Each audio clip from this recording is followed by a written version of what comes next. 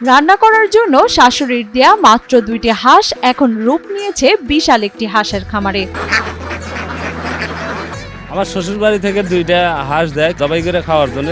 আমার শাশুড়ি দেওয়ার পরে সেটা আমি জবাই করে না খাই লালন পালন করি। বাবলু মিয়া একজন সফল হাঁস খামারি। বর্তমানে তার খামারে রয়েছে প্রায় 1200টি হাঁস, যার বাজার মূল্য প্রায় 8 থেকে 9 লাখ টাকা। আমার আম্মার বেতন 2টা হাঁস দিছে। হাঁস দুটো লালন পালন করার পরে হাঁস দেয়া আয় উন্নত হয়েছে। আমার খামারে বর্তমান 1200 হাঁস আছে। হাঁস ও ডিম বিক্রি করেই বাবলু প্রতি মাসে আয় করেন লাখ টাকা, আর তা দিয়েই চলে তার সংসার। হাঁসের টান 1200 হাঁস হয়ে গেছে। হাঁস দিয়ে আমার সংসারে ইনকামাই চলতেছে। হাঁস 1200 ধরে ডিম পাড়তেছে। তখনই আমি কিছু হাঁসের বাচ্চা কিনে নিয়ে আসি। বাবলু মিয়া শ্বশুর বাড়ি থেকে 2টি হাঁস পেয়েছিলেন রান্না করে খাওয়ার জন্য। সেগুলো থেকে শুরু নতুন এক স্বপ্নের। হাঁসগুলো দ্রুতই বেড়ে উঠে ডিম দেয়া শুরু করে। বলা যায় হাঁস 2টি থেকে বর্তমানে একটি হাঁসের খামার গড়ে তুলেছেন সিরাজগঞ্জের গাজীপুর উপজেলার জালিতাডাঙ্গা ইউনিয়নের ভানুডাঙ্গা গ্রামের বাবলু মিয়া। 6 মাস পালার পরে দেখতেছি হাঁস দীর্ঘ 1 বছর ডিম দেয়।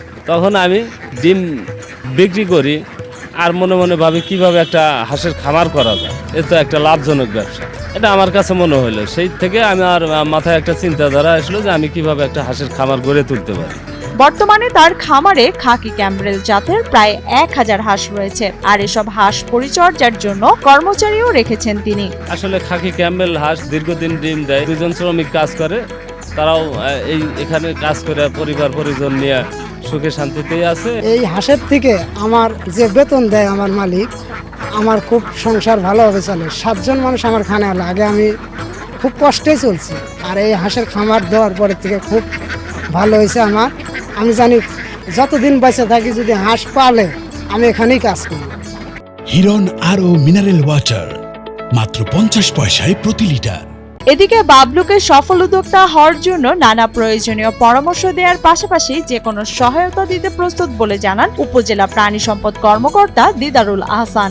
এই উদ্যোক্তা পর্যায়ে যে তাকে এই সফলতা আনতে কি করণীয় এই বিষয়গুলো কিন্তু আমার পরামর্শ দিয়ে থাকে। তা কোন জাতে সে পালন করবে, সে এটা কিভাবে পালন করবে, কি কি খাওয়াবে, কি টিকা দিবে, কি কি রোগ বালাই হলে করণীয় কি। পাশাপাশি যদি তার এই লালন পালন করতে গিয়ে যে কোনো সমস্যা হয় সেই সমস্যার দ্বারস্থ হওয়ার জন্য সবসময় আমরা কিন্তু তাদের পাশে আছি। বাবলুর হাঁসের খামারে অল্প সময়ে সফলতা দেখে স্থানীয় অনেকেই হাঁসের খামারের দিকে ঝুঁকছেন। তবে সরকারি প্রণোদনা পেলে আরো বড় পরিসরে খামার করা সম্ভব বলে জানান এই খামারি।